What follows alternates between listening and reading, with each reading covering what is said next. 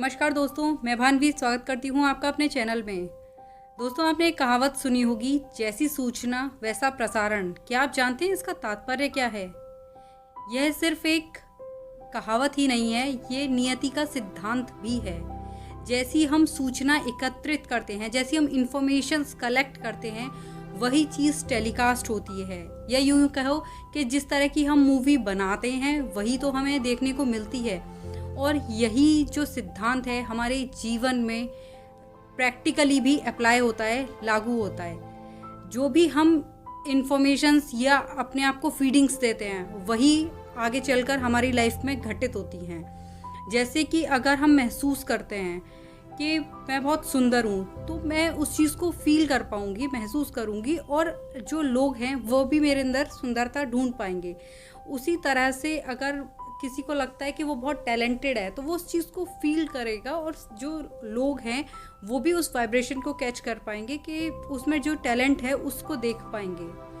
वहीं अगर दूसरी तरफ किसी इंसान को ये लगता है कि मैं किसी काम का नहीं हूँ, मेरे साथ सब कुछ गलत होता है वगैरह वगैरह, तो वो उस चीज़ को फील करने लगता है, उस चीज़ को महसूस करता है, और हो ना हो सामने वालों पर भी जाने अनजाने उसका इम्पैक्ट पड़ता है, और लोग भी उसको उसी तरह का, जैसे कहते हैं ना, नकारा या बिना काम का या उसके साथ गलत, मतलब इन्हीं चीज़ों को महसूस करते हैं, और यही चीज़ें उसके साथ फिर होती रहती हैं।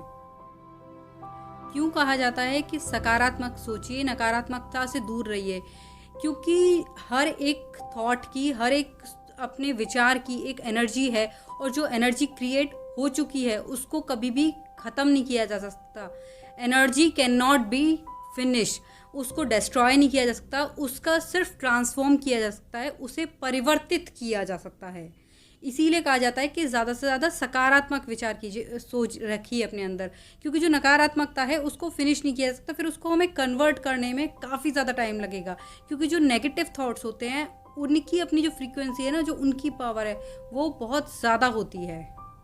हमारा ये जो शरीर है ये एक सेल्फ सिस्टम है, ये इस तरह से बना हुआ है कि ये एक बंडल ऑफ एनर्जी है। अगर इसे हम तोड़ेंगे तो हम पाएंगे कि जो सबसे पहले आते हैं ऑर्गन्स से छोटे हैं टिश्यूज़ के बाद आता है सेल्स के बाद आते हैं मॉलिक्यूल्स या डीएनए जिसे कह सकते हैं, या फिर उसके बाद आता है एटम्स, और एट द एंड ये कहिए कि जो डीपर लेवल है वो है एनर्जी, इंफॉर्मेशंस।